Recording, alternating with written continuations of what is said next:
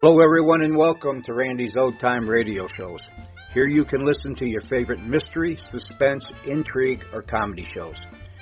You'll also find shows you thought were lost to time and shows you never even heard of. You just might find a new favorite. If you appreciate my efforts to bring you these shows, please consider leaving a comment, giving a thumbs up, and if you really enjoy these shows, please consider supporting the channel. Now sit back, close your eyes, and enjoy another old-time radio show. Wait a minute. Have you heard the strange tales of the Whistler?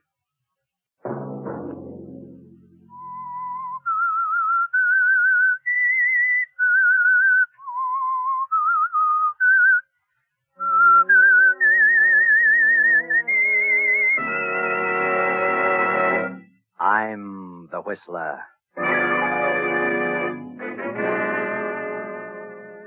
I've come to the end of my rope.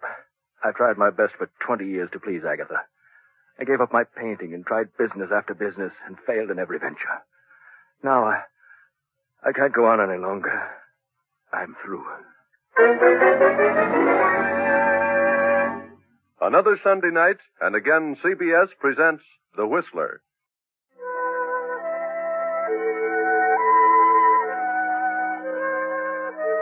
I, the Whistler, know many things, for I walk by night. I know many strange tales, many secrets hidden in the hearts of men and women who have stepped into the shadows.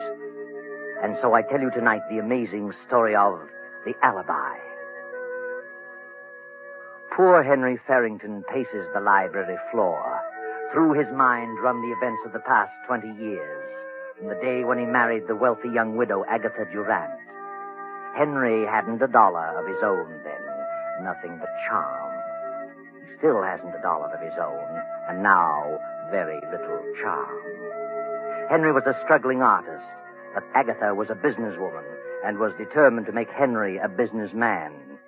And Henry had tried hard. Agatha backed him in venture after venture, bossing him, completely dominating his every moment. But Henry experienced nothing but failure, and gradually Agatha's love turned to disgust. And now, 20 years later, his artistic talent long since vanished, he realizes what a wreck Agatha has made of him. What are you doing in here, Henry? Morning, Agatha. I said, what are you doing? Why, I'm just thinking. That's what I thought. What are you doing with the lights on in the daytime? Why, it's cloudy this morning. A bit dull in here. You don't need lights to think. Turn them out. Yes, Agatha. Are you going to do nothing but mope around again today? What do you want me to do? Do you know what day this is? Why, no. What day is it? Perhaps I've forgotten. You'd forget your head if it weren't tied down. It's the 1st of the month. You go into town and collect the rent on the store buildings. Very well, Agatha. Shall I deposit it in the bank? No. Bring it back here. And hang on to it. You lost it last time. Or so you said. I did lose it. You need a nursemaid to follow your every move. You've done a pretty good job of it. Did you order the garden hose yesterday? No, I forgot it. I had a lot on my mind. Yeah? What's bothering you now? Well, I've got a chance to get in on a pretty good deal. I need some money. What kind of a deal? Well, it's an oil lease deal. Who with? By Joe Hammond. A 50-50 proposition. Joe Hammond? You know better than to talk to me about Joe Hammond. He's done pretty well. Yes, for himself. Double-crossed everybody he ever came in contact with. He's a good lawyer. You mean he was? Good thing I caught up with him and had him disbarred. He'd have stolen every dime I have. It only takes $2,000. $2,000? Add up all the thousands I've given you to put over business deals, and you'd have a fortune. You haven't an ounce of business sense in your whole body. I never said I had. That was your idea. You started me on my business career, and you can take the consequences. What do you mean by that? I'm going in on that deal. I need $2,000. And one way or another, I'm going to get it. I wish I knew what you mean. You'll know later. Where you going? Into town to collect the rents. You better bring it back with you. I will, Agatha. I'll bring the rent and... And what? And the hose. Of course.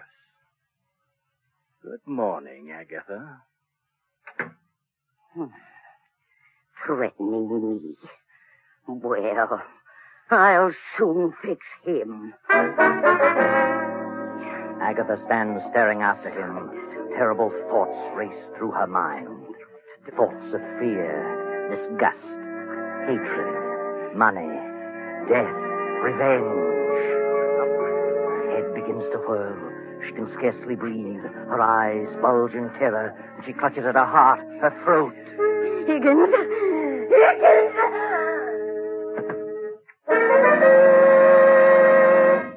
Higgins, the butler, rushes in, realizes at once that Agatha has had another of her heart attacks, carries her to the Davenport, gives her a dose of her stimulant, and calls Dr. Johnson. I heard her call to me, but she was unconscious when I reached her, Dr. Johnson. I gave her some of her heart medicine. And I don't remember her having one of these attacks for several months, Higgins. She's had one a week for the last 4 or 5 weeks, Doctor. Oh, dear. Well, she'll pull out of it in a few minutes. Her heart's in a terrible condition. She's been under some extreme emotional strain. Oh, yes. She's coming round now. Ah, morning, Agatha. Oh, what are you doing here? Well, you haven't been eating enough apples. Who sent for you? What's happened? Why, well, ma'am, you had another attack. I called Dr. Johnson. Attack? Nonsense. No, it isn't nonsense, Agatha. You've had one of the worst attacks you've ever had. Oh. Believe me, if you don't drop all this business worry and control your temper, well, you won't have many more. Oh, bosh. Tell me, what brought this on, Agatha? Some deal turn out badly, lose little money someplace? No, I didn't. Well, all right, Agatha. But I'm warning you, you'd better slow down, forget business, and control that temper. Do you realize what your blood pressure is? No, and I don't care. Oh, dear. Henry must have pulled a dilly. Who said anything about Henry? Oh, no. Take it easy, Agatha. You know, you're your own worst enemy. Well, I'll be running along. Good. Plenty of rest and quiet, and no temper. Goodbye, Agatha. Goodbye.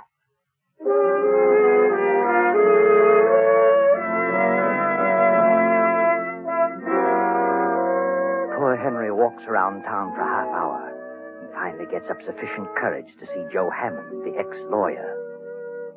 Well, Henry, have you got the 2,000? Well, no, that is not exactly, Joe. When will you have it? I can raise it, but it'll take a little longer than you gave me. Now, look, Henry. I bought that lease and gave my check for 4,000. Your check bounced. You didn't have a dime and you knew it. Now I'm caught short because of you. And you'd better dig up the 2,000 or I'm turning it over to the county attorney. I'll get it, Joe. How will you get it? I'll figure it out. Did you ask your wife? Yes. But she refused when I told her it was a deal with you. Oh, you're a sap, Henry. You know she hates me. I've told her she was all wrong about you. I couldn't stand to be around a woman like that. Sometimes I can hardly stand it myself. I'd kill her. What did you say? I said I'd feed her ground glass. She's done enough to me. And if I had to put up with her as you have, well, I'd do something about it. What would you do, Joe? I'd wring her neck. I can't stand a bossy woman. You'd kill her, would you? Oh, well, I was just speaking figuratively. You've tried hard, Henry. You've done your very best to be a successful businessman. It isn't your fault. So far, you failed, and she's sore about it. Left her entire fortune to her niece, a mere nitwit of a girl just out of school. I know, but she took out a $50,000 policy payable to me. Oh, what good does that do you? If you die first. But she isn't very well, Joe. She may live for years. You may bump off tomorrow. Yeah. Oh, of course, I doubt that. Nothing wrong with you that a bank account wouldn't fix. Is that? No, I guess not. She's got all the money she'll ever need. She's not in a jam. She's seen everything. It'll all go to that niece. Except the insurance made out to you. That's payable in a few days, you know, after death. Yeah? I'm in a jam, Henry, and you're in a jam. You better start figuring some way out. I'll give you to the end of the week, Saturday at noon. You mean you must have the money by then? Oh, no, not necessarily money. Just some sort of assurance that you know where you can really get it. I see. Yeah. Well, think it over. And I'll always be around if you want any legal advice. Thanks, Joe, for the extension. I'll be in touch with you.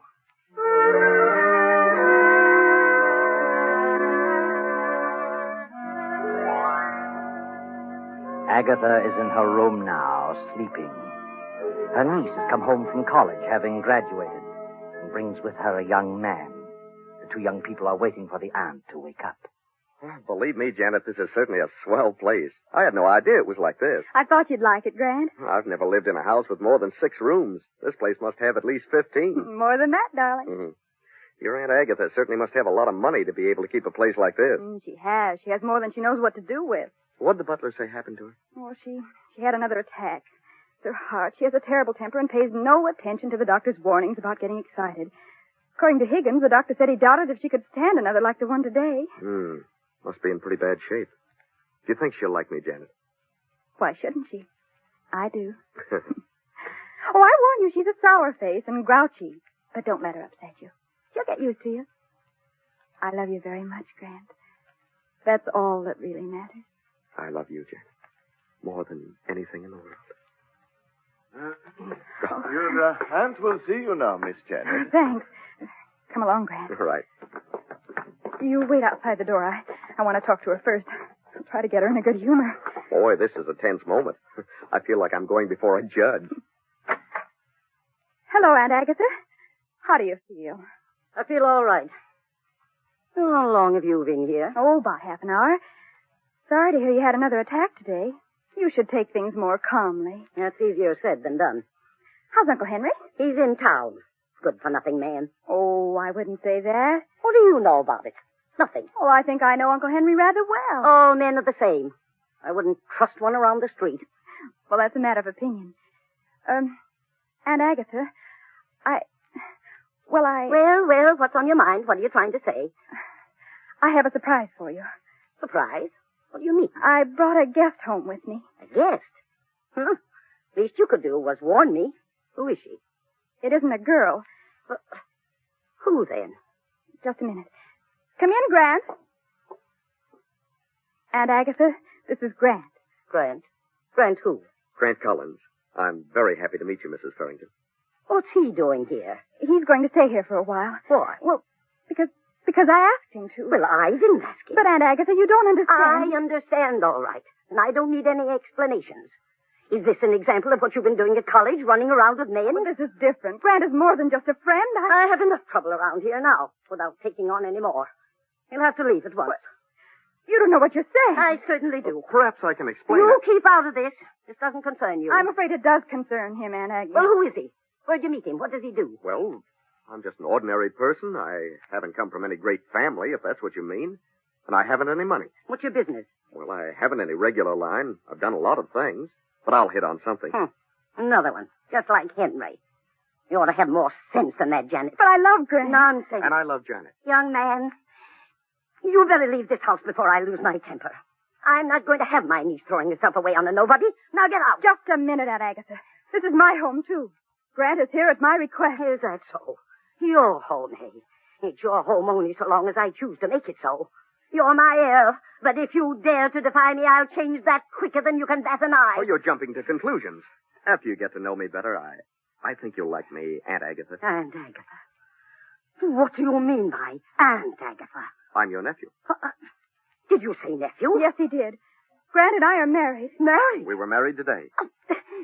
How dare you? How dare you do such a thing without Now, consulting please, me? Aunt Agatha, don't let yourself get excited. Get out of here. Get out. But please, Mrs. Farrington, give me a chance to explain. This marriage will be annulled immediately, Janet, or I'm through with you. Do you hear? I'll change the will and leave you nothing. It's final. Now get out.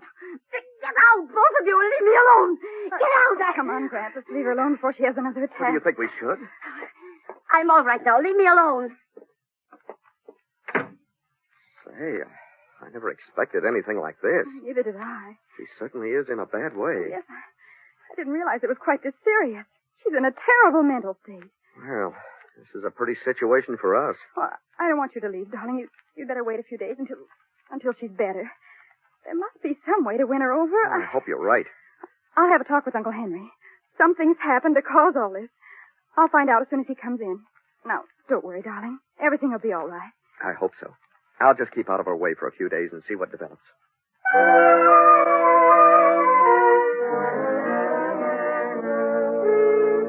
Now, long after dinner, Uncle Henry sits alone in the library, deeply lost in thought. On the desk before him is a small calibered revolver. His fingers toy with the weapon. And as the door opens, he slips the gun into his desk drawer. Janet closes the door and steps into the room. Uncle Henry. Huh? Oh, come in, Janet. I wanted to talk with you alone. Talk with me? Very well. What is your opinion of Grant? Why, I like him. Fine boy. Do you suppose it would do any good if you talked to Aunt Agatha? Aye. You know as well as I do how she feels about me. And in her eyes, Grant is an exact counterpart of me. She thinks it's the same situation over again. And she's determined that you won't have to put up with a failure as she did with me. But how does she know he'll be a failure? I'm her yardstick for all men without means. What happened today to cause the heart attack? Her violent temper. There must have been a reason. Yes, Janet, there was. I had a deal on, and I needed $2,000. She flew into a rage and had the attack after I left the house. What on earth are we going to do about her? I don't know, Janet. As for me, well, I've come to the end of my rope. I've tried my best for 20 years to please her. Now, well, I just can't go on any longer. I'm through. What do you mean? Just that. There's nothing left for me now. I'm too old to try anything new. Too old to go back to my painting, and Agatha is becoming more resentful every day. I'm licked. Uncle Henry, are you trying to tell me that you're planning something? Planning something, my dear? What do you mean? You mustn't, Uncle Henry. Regardless of how you feel, there's still much to live for. Is there? You've always been so kind and good to me. I just couldn't stand it if you were... No, please, darling. I'm much older than you are. Well, I just see things differently, that's all. And it's been terrible lonely in this house since you've been gone. Now it'll become lonelier and lonelier, filled with hatred and greed and resentment, and I couldn't stand it. Promise me you won't do anything foolish. Janet, whatever I do will be for the best. Please believe me. Everything will come out for the best.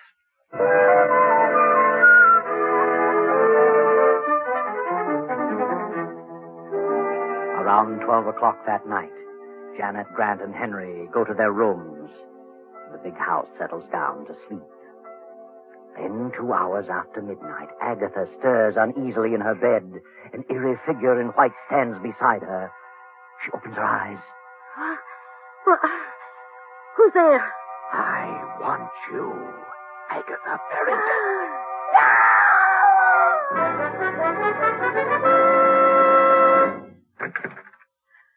Aunt Agatha! Aunt Agatha! Good heavens. Brian, Uncle Henry, hurry! What happened? I heard a scream. Janet, what was it? There's the medicine. Give her a dose. I'll rub her wrists. Oh, she's as cold as ice. What on earth could have happened? A nightmare? She's had quite a shock. Oh, her pulse is fairly strong. She's coming to. Oh. What happened? Well, you screamed. You had fainted when we got here. Yes. There was someone in this room. I saw it. Saw what? I don't know what it was. It was a figure in white. Auntie, you must have had a nightmare. Maybe so. It could have been a nightmare, but it seemed so real. Look. The window to the balcony is open. Did you open it, Aunt Agatha? No, I never keep it open. Look outside, Grant. You mean it might have been a burglar? My diamonds. It could have been a burglar. And your scream frightened him away. Look in the box in the drawer. I did. They're all here. Not a sign of anyone outside. Do you feel better now? What's happened, ma'am? Anything wrong? No, Higgins, nothing's wrong. Go back to bed, all of you. I'll be all right. And lock that balcony window.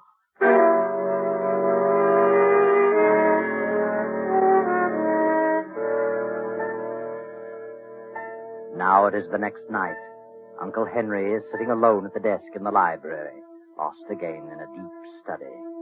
Grant and Janet are in the living room. You really think it might have been a prowler last night, Grant? Well, I don't know. The window was open. It could have been.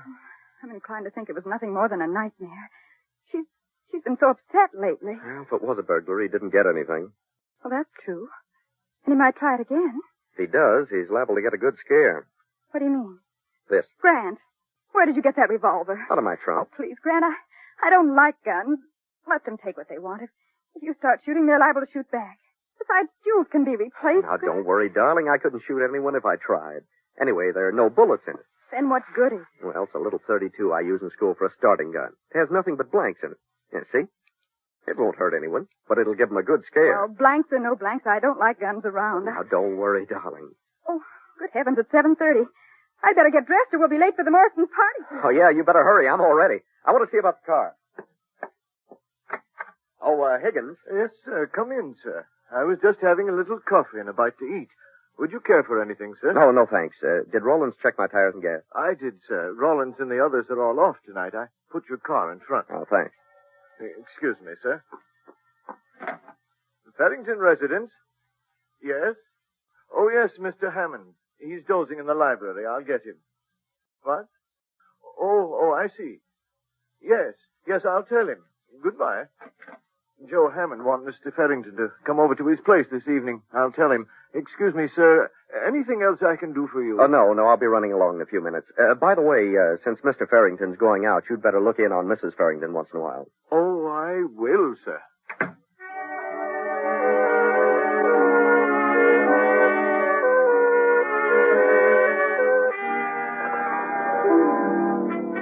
So Grant and Janet drive to the Morrisons' estate to attend a charity lawn party. And Henry goes to talk things over with Joe Hammond, the ex-lawyer who holds Henry's bad check. Then toward midnight, the lawn party breaks up and Grant and Janet return home. Well, that was a wonderful party, Grant. I never saw so many people. Friends I haven't seen for 4 years. I was thrilled to death. Yes, it was quite an affair. I wonder how much they raised. Good many thousands, I imagine. And did that red-headed gal sell war bonds? I'll run up and see how Aunt Agatha is. I'll be right down. Right. I think I'll have a nightcap. Want one? No, thanks. Hello, Grant. Oh, hello. Party over already? Yeah, big affair. Had a great time. I got to talking business with Joe Hammond, and first thing I knew, it was almost midnight. Grant, call Dr. Johnson. What? Janet, what is it? Aunt Agatha. Come quickly, Uncle Henry. Call Dr. Johnson, Grant. You can't get him, call the emergency hospital. Get a police ambulance.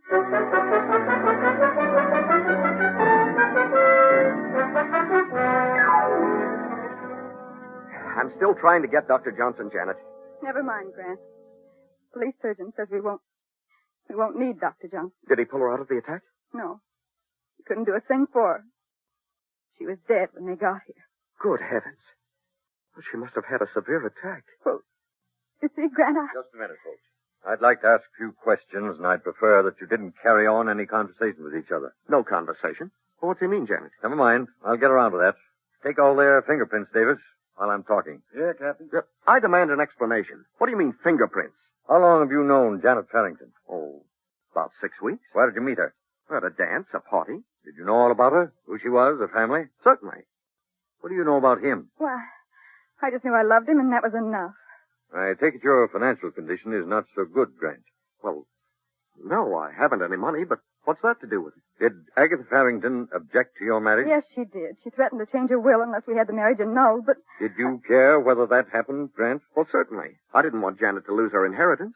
What are you getting at? Grant had nothing to do with it, I tell you. I know what you're inferring, and it's ridiculous. Grant didn't marry me for my money. What's this about prowlers around the house? Well, we aren't sure there were prowlers. Agatha claimed someone was in her room last night. The window was wide open, but we aren't sure about it. It was a nightmare. Well, she did keep some jewelry in her room, and from the looks of the room, someone certainly went through it thoroughly. Who knew about where she kept the jewelry? Why, all three of us knew. And Higgins the butler knew about it. Where's Higgins? Why, I never thought of that. Probably in his room. I'll look. Higgins! Higgins! He's unconscious! Yeah. He's been blackjacked. Higgins! Higgins! Miss Farrington, what's wrong? Who slugged you? Slugged me? Why, I've been asleep. That's what you think. Feel the bump on your head. Good heavens. Did you hear any shots tonight? Shots? No, I was in my room. I must have dozed off in the chair. Then it must have been a burglar. What goes on here? Anyone would think you were trying to cook up a murder. No, Grant. The murder's already been done. What? Yes. Mrs. Farrington was shot in the chest. Twice. Shot? But that's not possible. Shot? Here you are, Captain. We found this gun in the young fellow's room. It's been fired twice. Oh, this is silly. That's a starting gun. Nothing but blanks in it. Who fired it? What? I haven't the slightest idea. All right, Davis. Take the gun and the bullets from Mrs. Farrington's body and have ballistics check on them.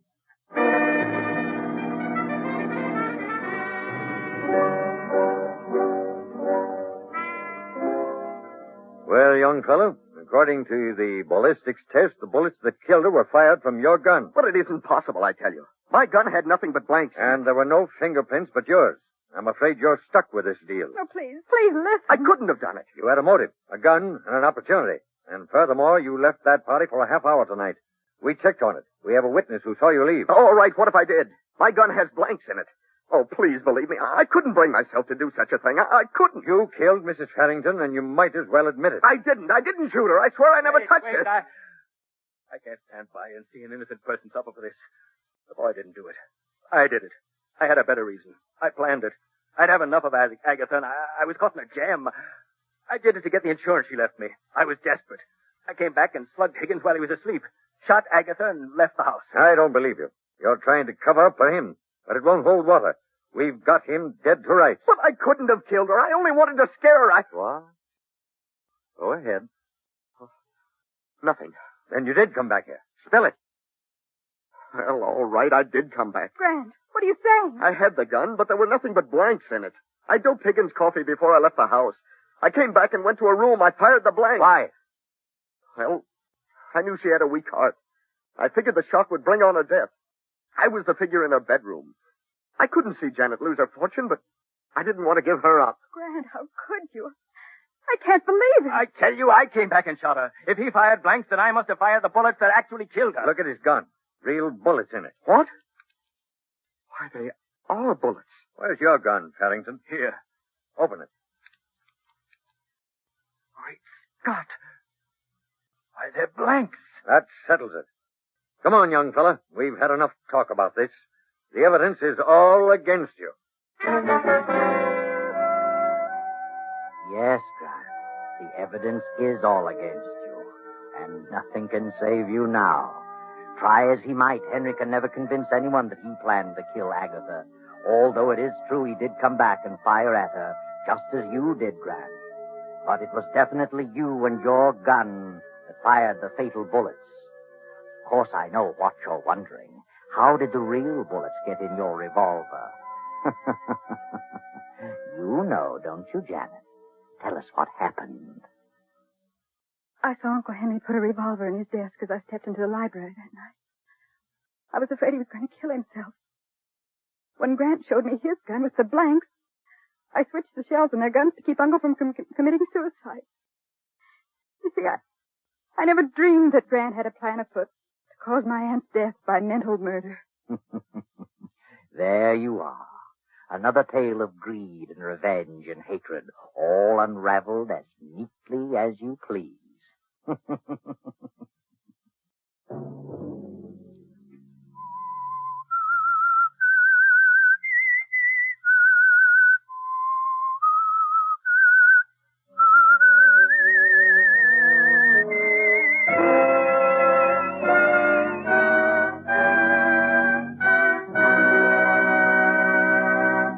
CBS has presented The Whistler.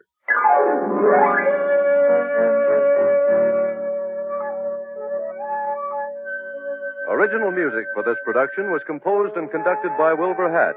The Whistler is written and directed by J. Donald Wilson and comes to you from Columbia Square in Hollywood. Next Sunday, same time, I, the Whistler, will return to tell you another unusual tale. Good night.